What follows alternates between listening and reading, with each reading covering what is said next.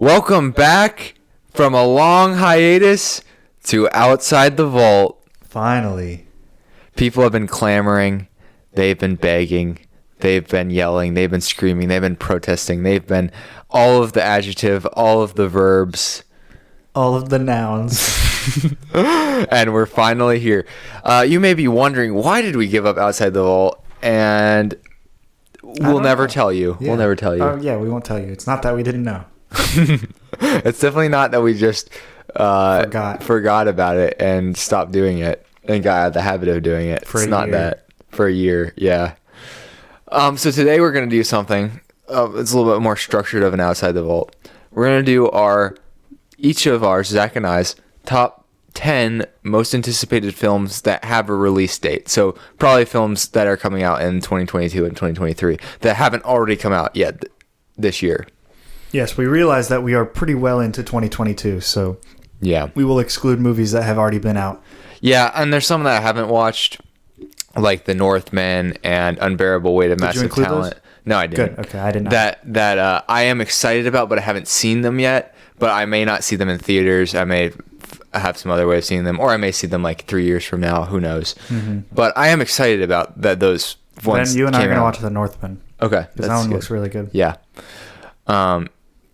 So a lot of good movies have already come out. So how do you want to do this? You just want to go back and forth, like Yeah, let's start with honorable 10. mentions, and then 10, 10, 9, 9, 8, 8. Let's do honorable mentions before Yeah. our first ones. Yeah. Kind of like the Watch Mojo, how they do it. All right, Zach, go ahead and tell us your honorable mentions. No, like Watch Mojo, I wait before number 1. Oh, okay, Yeah. okay. Yeah, let's do that. So my number 10, I'll start with that. And then you can do your 10, is Star Wars Rogue Squadron. Oh, is that a movie? It is. It's going to be directed by Patty Jenkins. Interesting. Yep. She is coming all the way from DC to Marvel. Okay. Or And to she did Star Wars. She did Wonder Woman, right? She did, yeah. I'll give her credit. The first one was good. The second one was absolutely terrible. Yeah. Well, I haven't seen the second one. The first one was pretty good though. Mm-hmm. I will agree with that. Do you know anything about what it's going to be about, or just that No, it's and I coming think out? that's why I'm excited about it, because Yeah.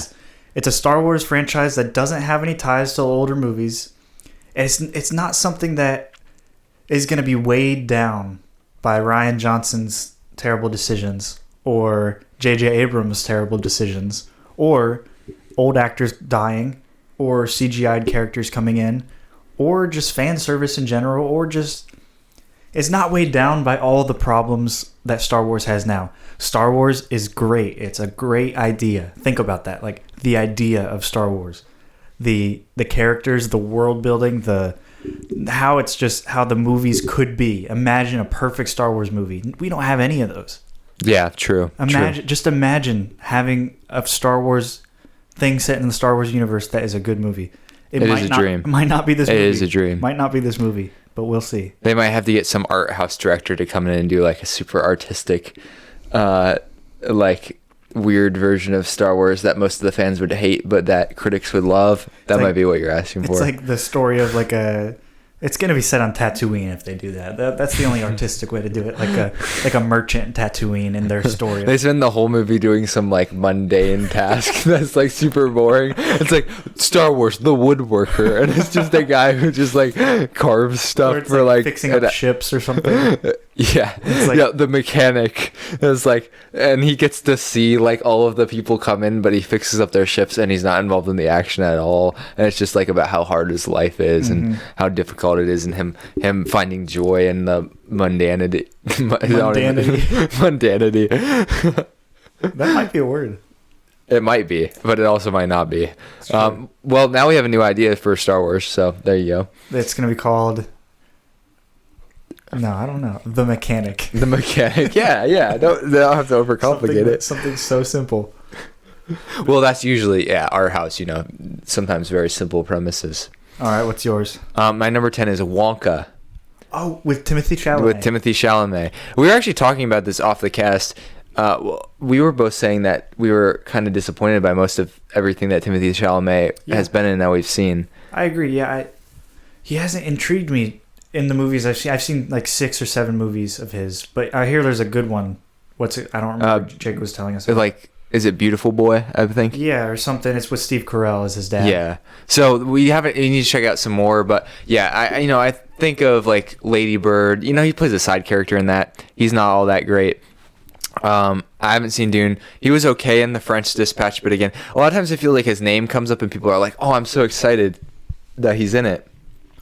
But I've never seen that performance that he's really like taken over, and I think Wonka presents that opportunity. He's the star now. Yeah. He's been the star before, but not in this level, not in a well-known franchise. Yeah, where he can like take over a part, and really show what he can do.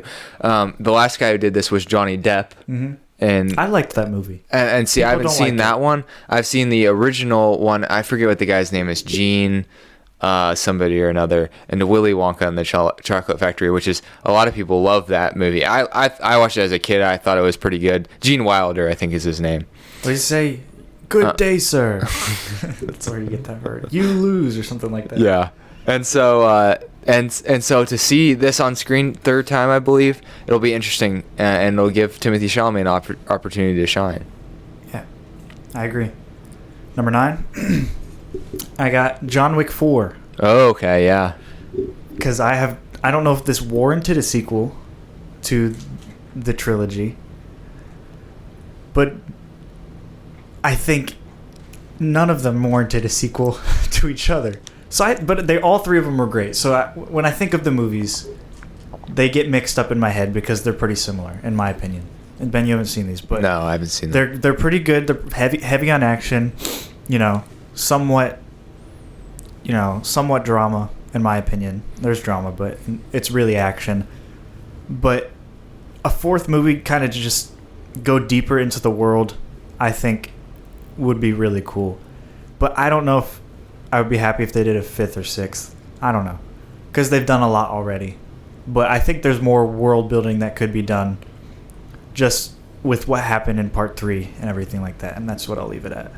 So, yeah. For people who have seen it, you'll know exactly what I'm talking about. So yeah, I guess I need to watch all 3 before it comes out next year.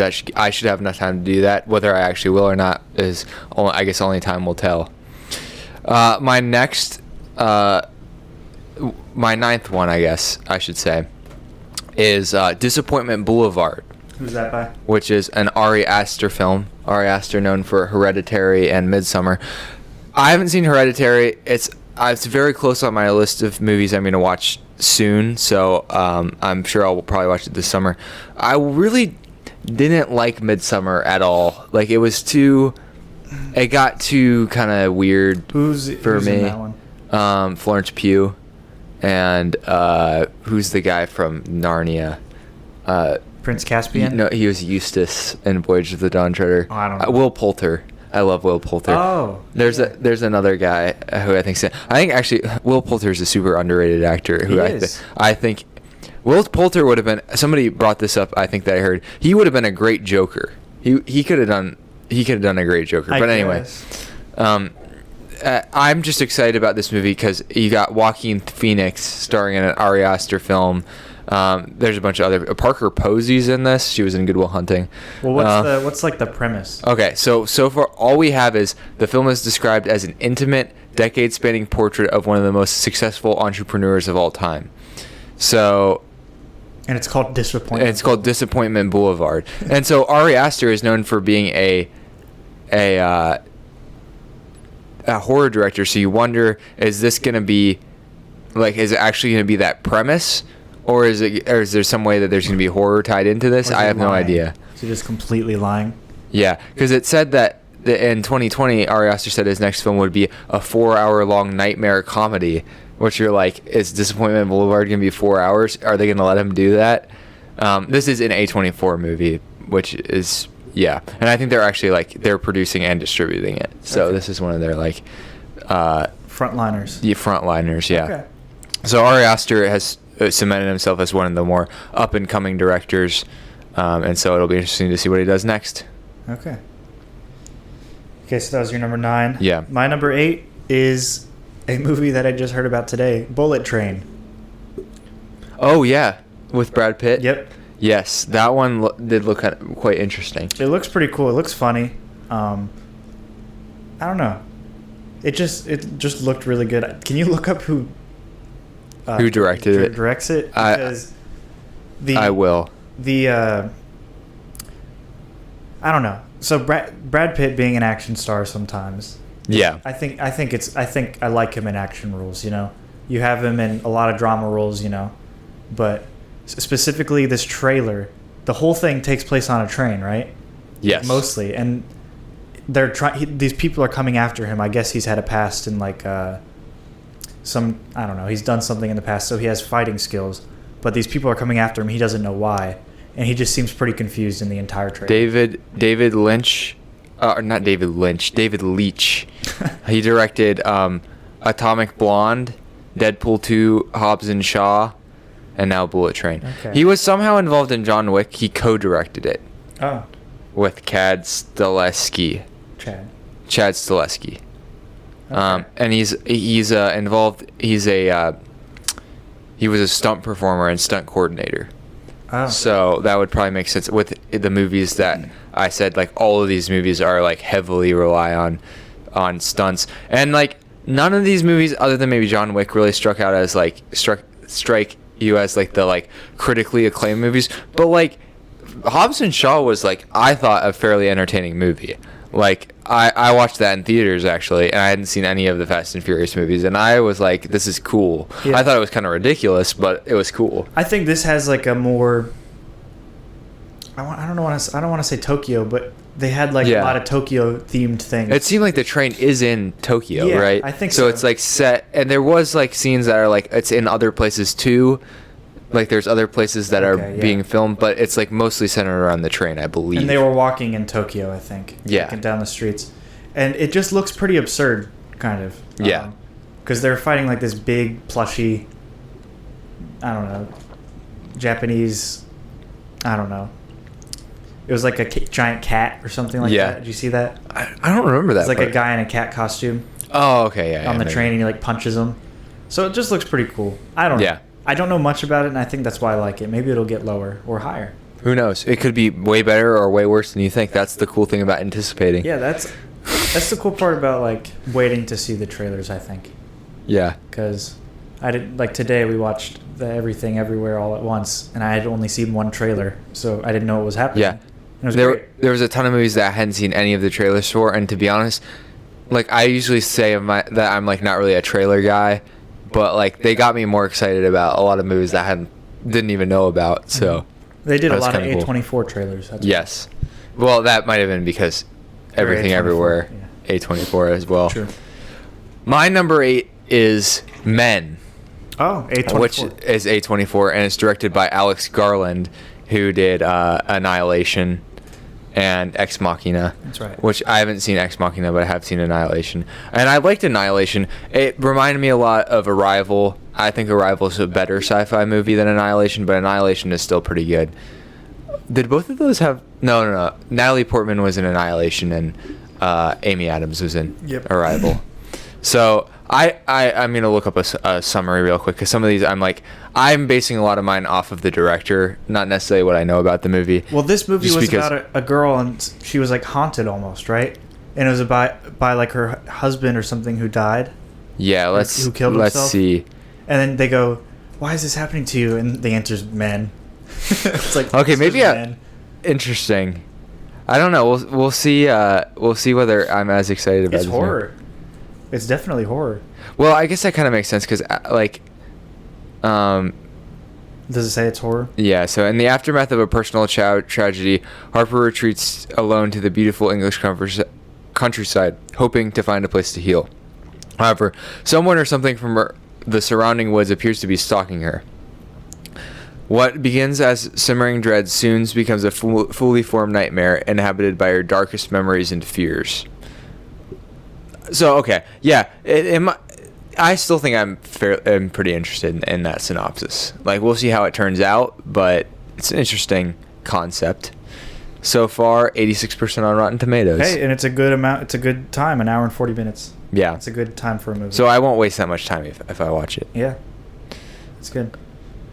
So that was your number 8. That was my number number 8. 7, Guardians of the Galaxy Volume 3. Oh, yeah. I think. James Gunn's back for one more time, right? Yeah, so I think when I think of James Gunn, so we don't know anything about this movie besides they're going to be looking for Gamora, post Endgame 2014. When Gamora. I guess that is a pretty logical. But so we'll have actually this Christmas we'll have the Guardians of the Galaxy special holiday special, which will bridge us now to Volume 3. But speaking of Will Poulter, he is playing Adam Warlock as the villain of this movie. Really? Yes. Really? I'm excited about that. Yes, so that is very exciting for me. One, because I love Will Poulter, but also because the Adam Warlock storyline is really cool. And I think I'm excited because the Guardians had kind of been screwed over recently in these crossovers. They've been made to be campy. They've been made to make bad decisions, like Chris Pratt, Star-Lord, hitting Thanos. So I think they weren't given any justice. They literally killed off one of the characters in the crossovers. And they, I don't know. So they And Volume 2 was one of the worst movies in the MCU. I agree. So I want to see a Guardians movie in their prime, like the first Guardians movie. Yeah. 8 years ago. Yes. So that's what I'm excited for. That comes out in the beginning of 2023. And James Gunn is done with Disney. Disney fired him for some, I think they were petty reasons. Of course, he shouldn't have said those things, but I think it was 10 years ago, whatever. And he himself is done. Said he's done with Disney after that. He's going to helm a lot of series for DC, which I'm excited for. I think DC needs the help, and I'm for DC to get the help. His Suicide Squad movie, or the Suicide Squad, it was good. So weird. Now the thing is, it was weird, and like I feel like in some ways it's like it kind of breaks the mold, and also is just kind of like it's whatever. It's like probably not a movie I'd necessarily revisit, but it didn't have necessarily the magic that Guardians of the Galaxy had. Yeah. But it was darker. Yeah, it was darker, definitely. Yeah. And weirder. So yeah, it was pretty weird. I think the characters introduced in it are pretty cool though. Yeah. I think Peacemaker is cool. And they made some decisions that I really liked that I thought were kind of daring. Like killing big characters. Yeah, or like the opening scene, really. Like killing the old team. Killing everyone. Spoiler alert, That was really cool. But yeah, so I'm excited to like finally get that taste of because the Guardians are only popular because of their first movie. True. So true. If we can get another movie like that, that would be great. And plus Will Poulter. So that's why it's number 7 on my list. All right. Number 7 for me is Oppenheimer, which is Christopher Nolan's. And I think it's lower just because it's coming out a lot further down the line than other movies. Like, I am excited about it. The hype's not there yet. But the hype has not really fully reached. I mean, I feel like you can kind of infer more. It seems like you're like, it's called Oppenheimer. You're like, is it a biopic? Like, I don't know that we've ever seen. German, right? I think is Oppenheimer German, probably? It sounds German. Yeah. I mean, I think it has something to do with it in relation to, I think, Oppenheimer was involved in the production of the atomic bomb, and it will have to do with physics, which is one of Christopher Nolan's favorite things.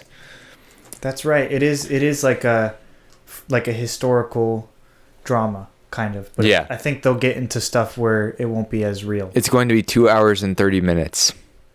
I'll let Christopher Nolan do that. It says physicist J. Robert Oppenheimer works with a team of scientists during the Manhattan Project leading to the development of the atomic bomb. We've had movies like that already, though. Yeah. So that's the thing. It's a biopic. It's got a very interesting cast with Cillian Murphy as Oppenheimer himself, Robert Downey Jr., and probably what's really, if you don't count Dr. Dolittle. That's the only thing he's been in, right? Yeah. Like, they're really his first like big thing that he's done since the Avengers movies. Since I Am Iron Man. Yeah. And Florence Pugh, who is in everything now, and Emily Blunt. Just a really good cast. Matt Damon, Rami Malek. Obviously, this guy can get anybody he wants. Nolan, Josh Peck. Okay. Benny Safdie's in it, even. Is that one of the Safdie brothers? Yeah. He's the one who's the actor. He was like the deaf brother in Good Time. Yeah. And Gary Oldman. I don't know. Some of these people might have more minor roles or may be making cameos, but huge, just a huge cast, big budget, $100 million. So obviously, if it's Nolan, you should be excited about it. Is this his longest movie? It might be. I mean, Interstellar was pretty long. 2 hours and 15 minutes, though, right? Maybe. Was it longer than that? Shorter, I thought. Huh. I don't know. That's a long movie. It is long. It's long. If anybody can do it, though, I'm allowing him. Yeah. So All right. What's your number 6? my number 6, Avatar: Way of the Water. Oh yeah. Yeah. See, I need to watch the first Avatar movie, and then maybe I'd be more excited. He's like, oh yeah. Well, it makes sense. It looks very pretty. Did you watch the trailer for Yeah. it? Oh, it isn't. I saw it for in Doctor Strange. Yeah. It looks beautiful. So the first one blew up, obviously, because of the first 3D animation. But I wasn't, really alive I wasn't at an age where I could appreciate that. I remember it playing in Best Buy, like on the TV. Yeah, to show how clear the TVs were. That's what I remember. It's so about clear Avatar. it can play Avatar. Look at it. These blue people. It has the color blue for the TV. Yeah, no, but the movie was really cool. And I don't want to underdo it because people are like, oh, it's not as good as Avatar: The Last Airbender or Endgame should have beat it. Avatar was still a really good movie. Like the blue people were still really cool. And the world building itself was just a beautiful thing. And I'm glad that, I don't know. So they planned 4 sequels. I think they have a better plan than Star Wars. Hopefully, with all this time, they have a better plan. Yeah, and it's been so long that I'm really excited because, it's just intriguing. What are they going to do? No pun intended. What are they going to do? But, yeah, so... Yeah, with all this time that James Cameron's had, and James Cameron being, the Terminator, Aliens, Terminator 2 Judgment Day, Titanic, and then Avatar. I mean, this guy is a hit maker. Yeah. He's a hit maker, and he hasn't done anything, basically, since Avatar, I don't think. Yeah, and he's going to helm all 4 new ones. Yeah. So he's basically dedicated his entire rest of his career to doing Avatar, realistically. So I think is he has a vision for it because it's been a long time. Unlike Star Wars, I mean Star Wars had 10 years, right, in between the prequels and the sequels. So he's had more time than Star Wars, and he also has planned 4 movies, which 4 is not a regular number of movies to plan, right? Right. Which makes me think that it's intentionally 4 because he has a plan. Does that make sense? Yeah. Whereas Star Wars, it's like we're gonna hire a different director for each movie. Yeah, that didn't really make sense. But especially after James Cameron's doing all 4 of these movies, think about that. And he wants this big of a director who's made this many good movies wants to helm 4 more movies. That makes me think he has a plan. That makes me think he's dedicated. That makes me think that it's in good hands. Yeah. That's why I'm intrigued, and because I don't know anything. Right. So yeah. Yeah, from the trailer, I was like, I have no idea what this is about, but it looks cool. The trailer looks cool. My number 6 is Spider-Man Across the Spider-Verse Part 1, which I don't know is actually what it's going to be named when it's all said and done, and it did get pushed back from October of this year to March, or I think beginning of next year. Yeah, beginning of next year, which is a little disappointing, but I really, really enjoyed Spider-Man Into the Spider-Verse, so I'm pretty excited about this movie coming out. I kept this as the only superhero movie. I'll get to that in the honorable mention. There's other superhero ones that I'm excited about. For you, though. So do you think it can break new ground? That the other one didn't do? Yeah, I think. Well, the interesting thing now, considering the movies that we've talked about recently, Doctor Strange, Everything Everywhere All at Once, it's doing the multiverse thing, which when it first came out and they did it was kind of new. It was kind of new. When was Infinity War released in 2018. So it was after Infinity War. The same year, but after, I think. But Infinity War didn't do multiverse anything.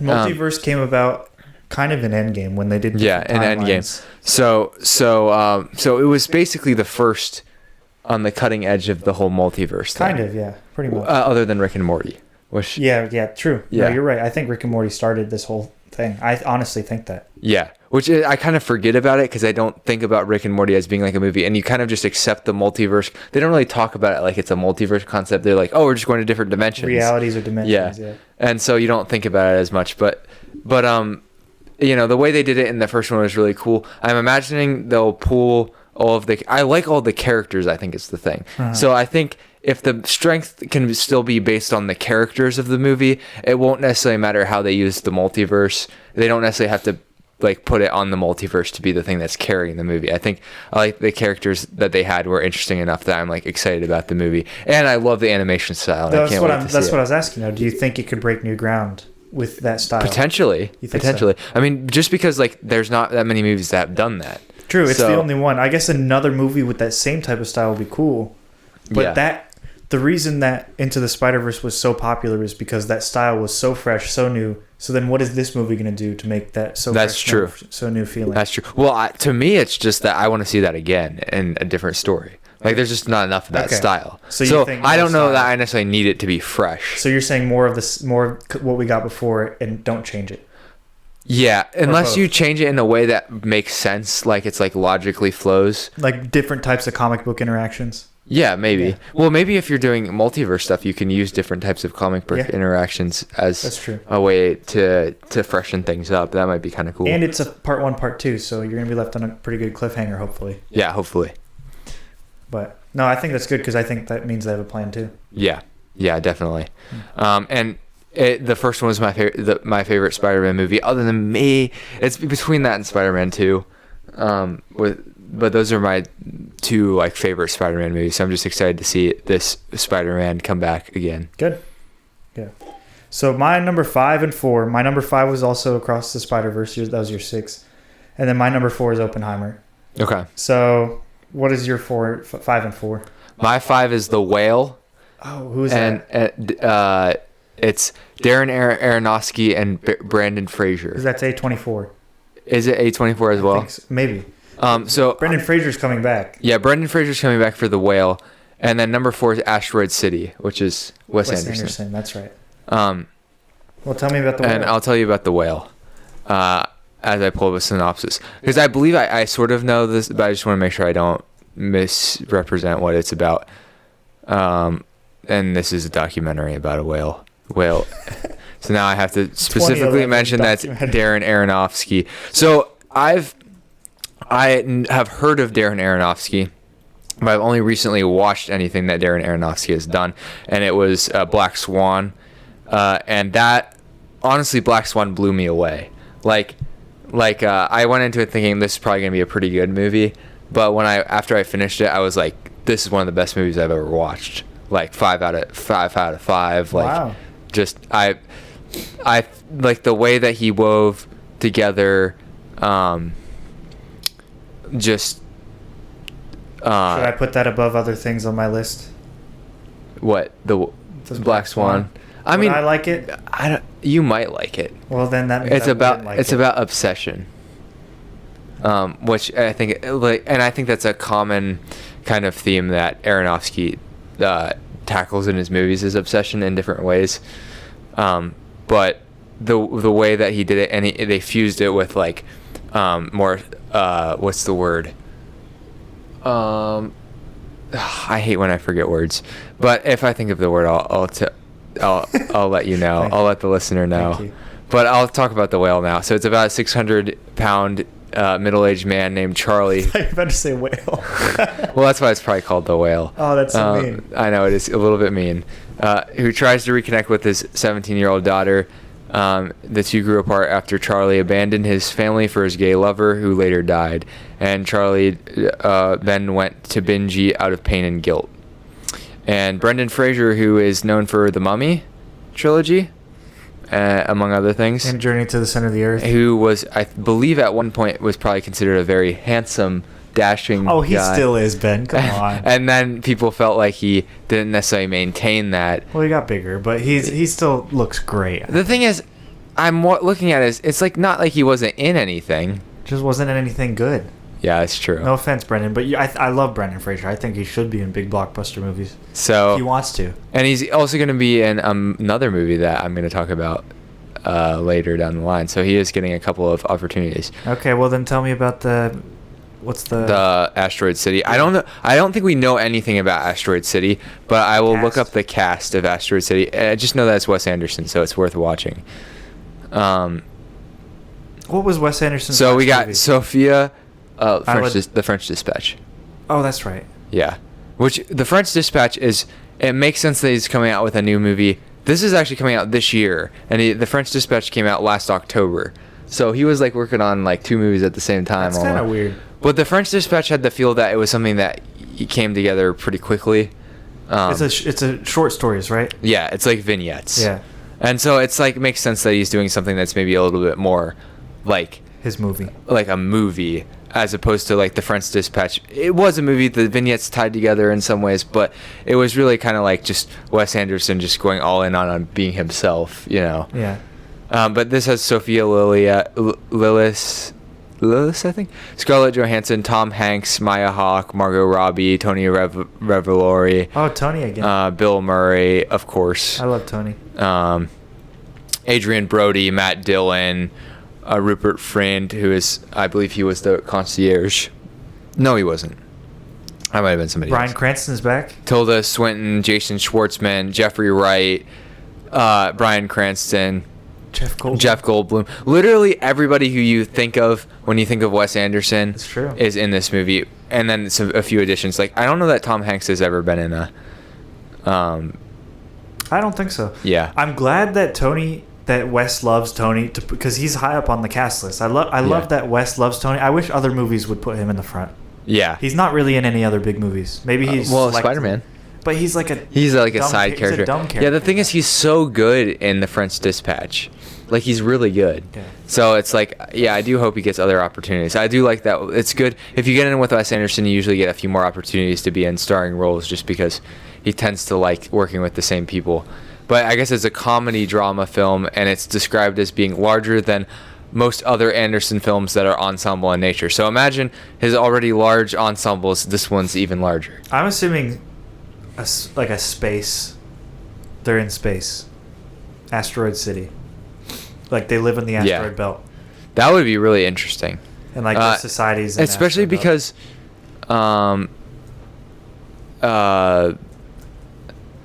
and now I'm trying to do two things at once. You haven't really seen Wes Anderson do anything that's remotely related to sci-fi, so if it actually is, that'd be kind of a cool thing.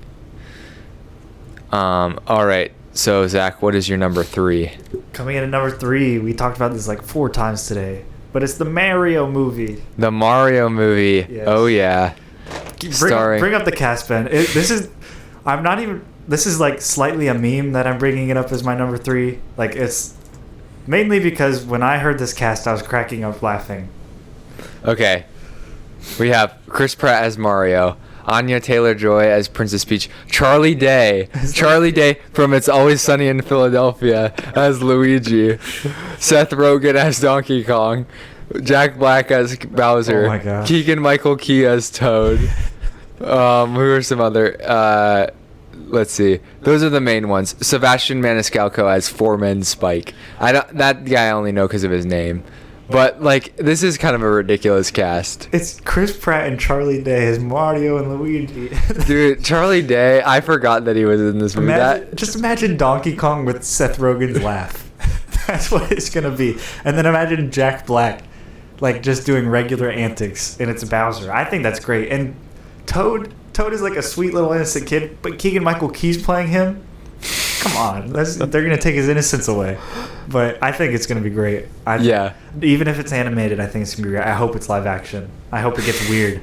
I really do. It's crazy that they're still doing this. Like, the fact that they like. What did they do this? They were gonna do this with like Monopoly, but the Angry Birds movie, like anything that was like remotely related to a commercial success, they've turned into a movie. They're gonna make the Minecraft movie. I'm actually excited for the Minecraft movie, and I want a Five Nights at Freddy's movie. Yeah. So I don't know. It's like Sonic this movies have come out to mixed success. Not as surprising. No, it's not. Like really Mario and Sonic should have come out. It's more before. surprising maybe that's live action more than anything. Yeah. And that Jim Carrey, who has all but retired, I guess, is like, I love being in Sonic movies. I think I watched an interview with him, and he was like, I forget. He said some kind of profound things actually.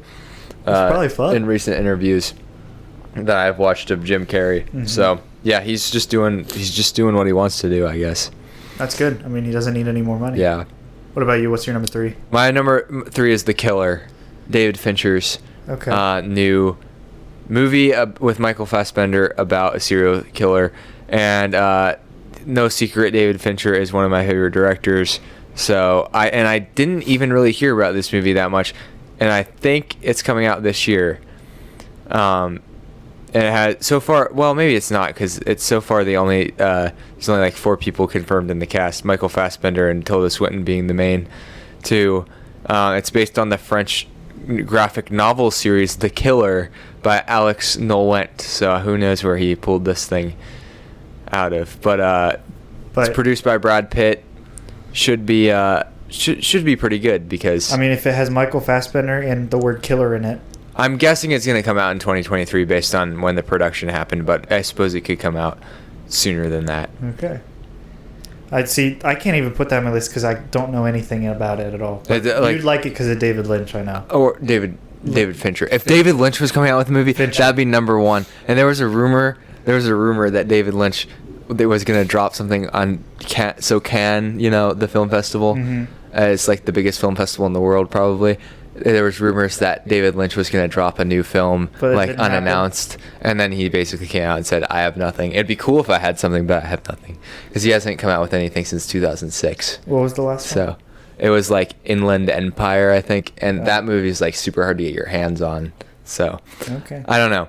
David Lynch is sort of a legend, but a legend who's decided to not work. So that's just kind of how that goes, I guess. Okay.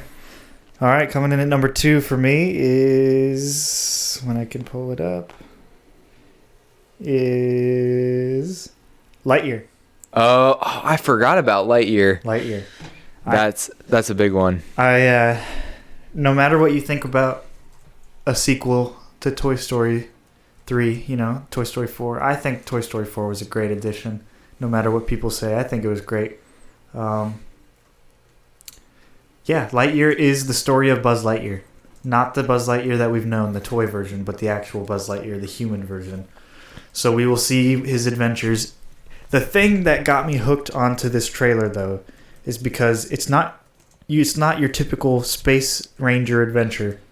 Because when you watch the trailer, he gets shifted to the future. So it's like a time travel type of thing with Buzz Lightyear. And I just think it looks cool.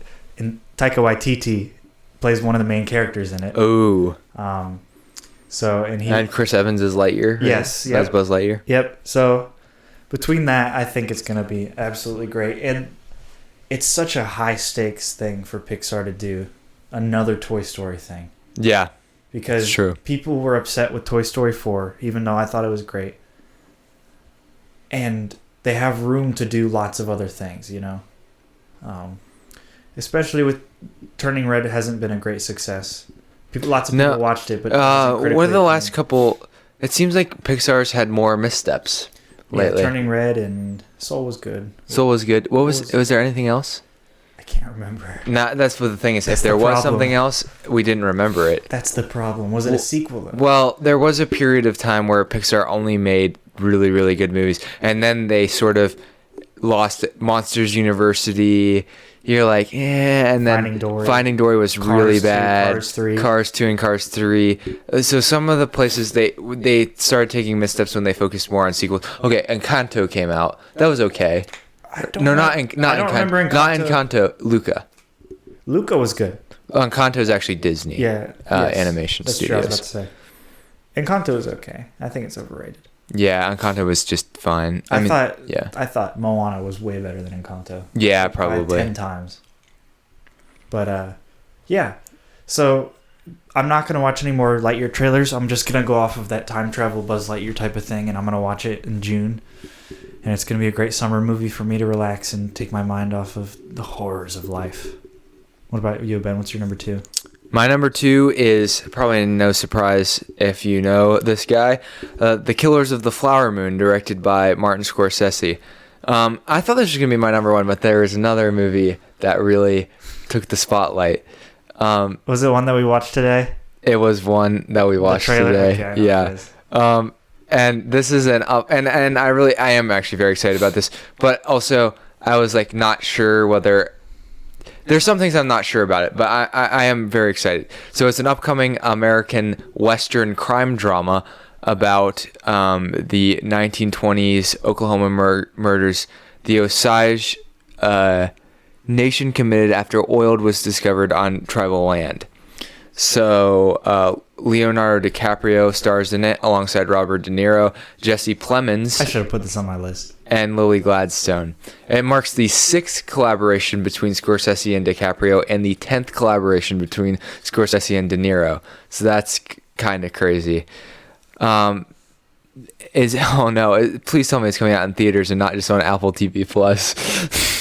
Is that what it says? It is. There is something to do with Apple TV Plus. It's Martin Scorsese's Apple Premium, like to get Scorsese. Well, you have to remember his last movie. His last movie came out on Netflix and in theaters, if you remember. Oh, The Irishman. The Irishman. But yeah, the premise of this movie seems interesting. Let's see. DiCaprio plays Ernest Burkhart. And wait, I thought he played J. Edward. Who's J. Edgar Hoover? I thought that's who DiCaprio played. Now I'm confused. Maybe they didn't actually cast him as J. Edgar Hoover, but they just changed the name, and he's based off of that. I don't know. What's the premise? Because Jesse Plemons is Tom White. The premise is members of the Osage tribe in northeastern Oklahoma are murdered under mysterious circumstances. Okay, so they are murdered, the members of the tribe. Because when I first read it, it kind of sounded like they were murdering people. But no, the members of the tribe were murdered.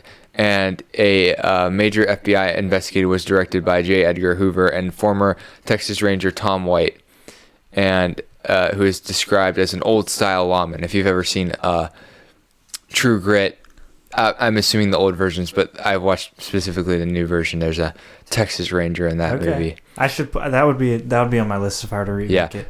Interesting cast members. Jason Isbell from the band Jason Isbell and the 400 Unit is going to be in this movie. Okay. Brendan Fraser's in it. Yes. Look at him go. Sturgill Simpson, the country artist, is in the movie. So yeah, but obviously Plemons, De Niro, and DiCaprio are kind of like. Show me Plemons. Jesse Plemons. He played Todd in Breaking Bad. Oh my gosh. Yeah. Is he a bad guy in this movie? I think he's a good guy. Oh dang it. He plays a good bad guy. Yeah, and I also remember him from I'm Thinking of Ending Things, which he was great in. That movie is incredibly disturbing. The word I was thinking of was surreal, by the way. Thank you for 10 Black minutes Swan. ago. Yeah. I was like, I couldn't believe I forgot that word because weird because you've used that word a lot. I use it so much because I pretend to be a pretentious film watcher, and surrealism is like super important in pretentious filmmaking. That's true. Not that you act, but it's important in it.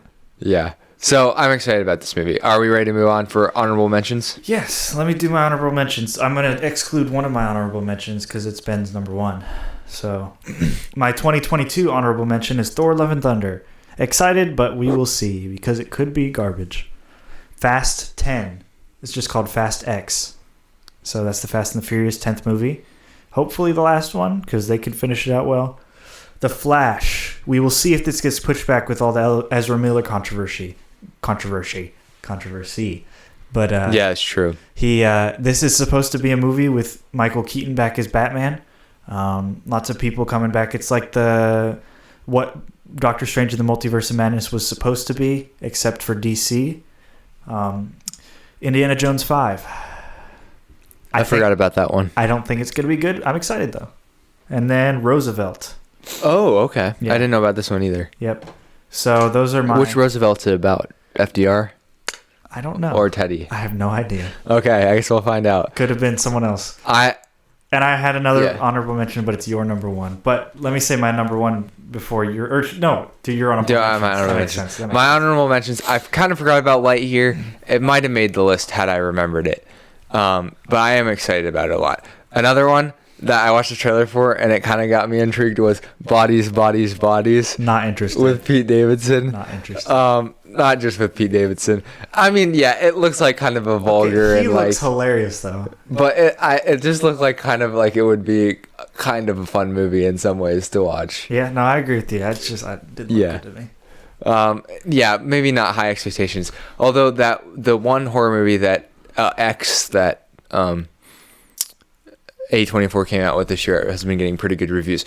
The theory is that psychological elevated humor became so popular with like Hereditary and Ari Aster and like other directors, The Lighthouse, that they did it so much that now they're going back to more like old school like slasher, like bodies, bodies, bodies, like bodies, bodies, bodies. Yeah. Guardians of the Galaxy Volume 3. obviously, for all the reasons Zach said. Nope. Even though I have not seen any Jordan Peele movies, and I should, I did think that I was just kind of intrigued by what this movie could be, because it was like the trailer left me feeling like, what in the world? Yeah. Like, I have no idea. Black Panther Wakanda Forever. Yeah, that's not on my list. I think I'm just curious to see what they do. I'm already expecting it to be bad, so I didn't put it on anything. Because they can't do anything. It's hard because, obviously, sadly, Chadwick Boseman passed away, and so it's hard to tell how they're gonna handle that. But I think I'm curious, and I hope they do it well. I hope it's better than the first one. But then it's like, do I hope it's better? Because like, then you just think about like Disney hopes it's better. It would be sad if Disney Chadwick's a movie that Chadwick was like the star of is not like the best one. So I don't know.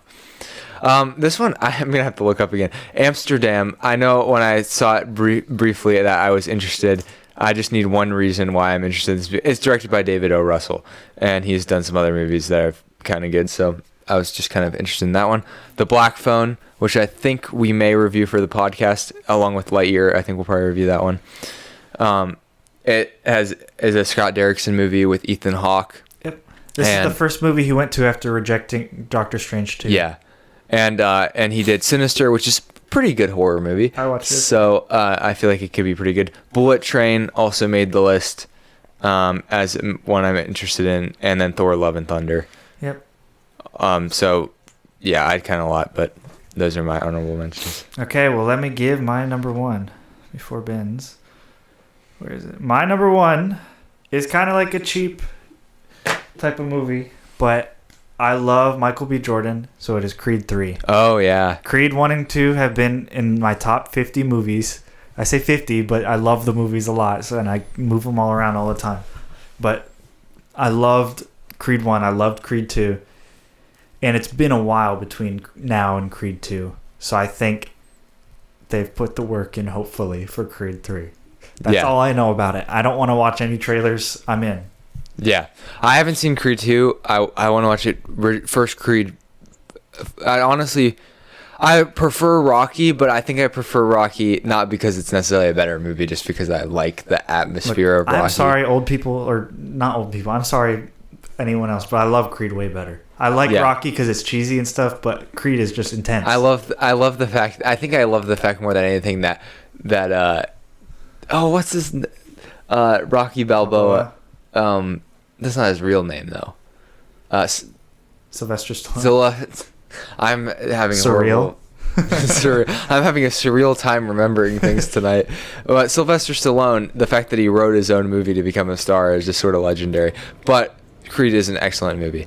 My number one movie, is and this one was one that really jumped off the screen in the theaters. I'm very surprised this is your number one. Is Marcel the Shell with Shoes On.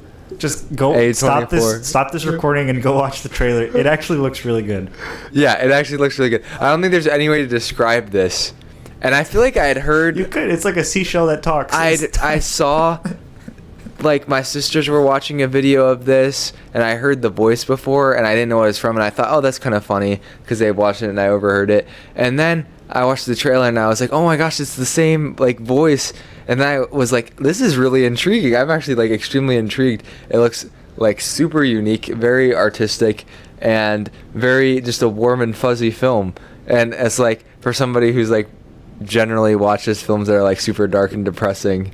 Like, it's probably kind of odd that this was my most anticipated, but honestly, after watching it, this is like the movie I'm most looking forward to watching. Because it's so weird. Yeah, because it's so unique and so weird. And it's like, I've already seen how like a bunch of Martin Scorsese films, so even if like I'm kind of know what to expect, but I have no idea of those movies. Yeah, but I don't know what to expect with this movie. Yeah, it's for those of you that won't watch it, it's literally a stop motion seashell with one eye that talks, and he has shoes, and he walks around.